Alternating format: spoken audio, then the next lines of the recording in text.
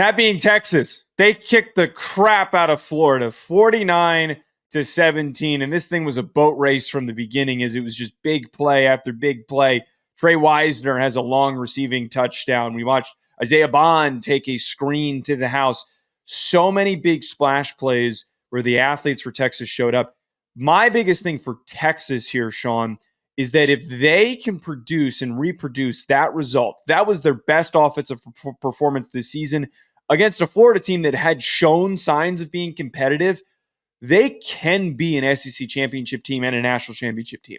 I don't know if they're not too boxed out right now to be in the SEC championship game off the top of my head, or what would require for them to be in the mix, but they could go on a playoff run if their offense can be that potent and if their defense can make those types of plays. I know that it's against Florida. A lot of people are going to try to downplay that, but if Quinn Ewers is that steady and confident and connecting with his guys and being that aggressive without holding on to the ball too long, they're hard to keep up with, and I would argue they're unstoppable. Ewers, 333-5 today. That's great. My pushback would be seeing Georgia today makes Florida playing competitive with them and still losing look worse. It does not make Florida. It doesn't give me any more faith in Florida that I had now going into the week. It's a good win by Texas. Still kind of waiting on a big team to emerge that isn't Oregon because Oregon's great. Yeah, they're great, but I don't know if they have the true manpower to really do it all the way. Texas does. Texas needed a game like this. Texas needed to beat an SEC team that was flying kind of high. But Florida looked like they were playing for their coach today. And that is pretty reminiscent of what it's looked like under Napier since he's been at Florida. And now he's got that shiny new extension. Love seeing that. No. Sorry, he didn't get an extension. That needs to be correct. He just was, it was affirmed that he was going to be returning for 2025. And a lot of people are now poking holes into the statement that was put out by Strickland, the athletic director, saying it didn't specify how long they were committing to him for, so they could still maybe fire him at the end of the season.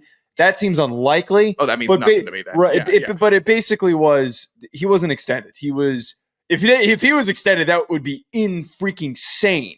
He's got a few years left on his contract. The point is that they decided they're not going to fire him anytime soon, and that they would keep him likely for 2025. Oh, okay. Okay, so he might be getting the boot come April. That's what I'm seeing. If you want to go out and try to be a big boss man bully against Georgia, and then the next week you just get pushed around by Texas, and then that's just, okay, we gave it our one shot of the year. That's not enough for me. It's just not going to do it for Florida.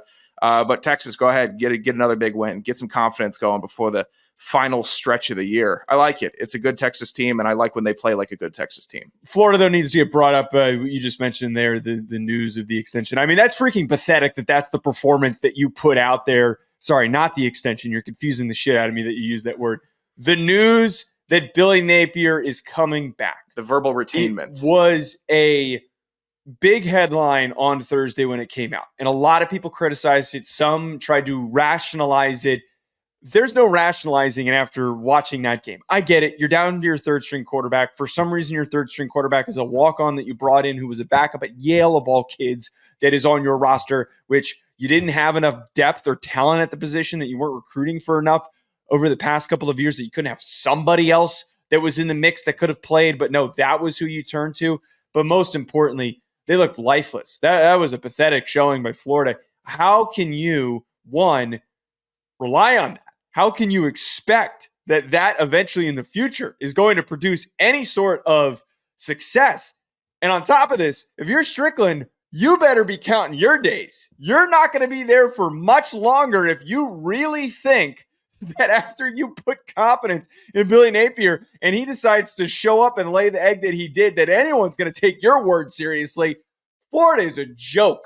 Freaking joke with the way that they showed up, or actually didn't show up in today's game. You know the transfer portal's happening. You know you can't just stockpile quarterbacks on the roster anymore. Why are you knocking the kid from Yale getting a shot? That's what they're going to have to pull from. Oh, he should have stayed at Yale. Now, I'm not saying because he's not good enough, but like, shit, you play at Yale and then you go to your corporate finance job and you're making $400,000 a year? I wish. Why are you the third string in Florida? Mr. DeLeone, this is Coach Wisniewski in Gainesville. We saw you've started 39 straight games at Rhodey. Would you want to come possibly That's give it a at shot? Rhodey. That's at Rhode Island. They're both FCS if we're pulling the umbrella. You think that there's a comparison between Yale and Rhode Island in terms of academics?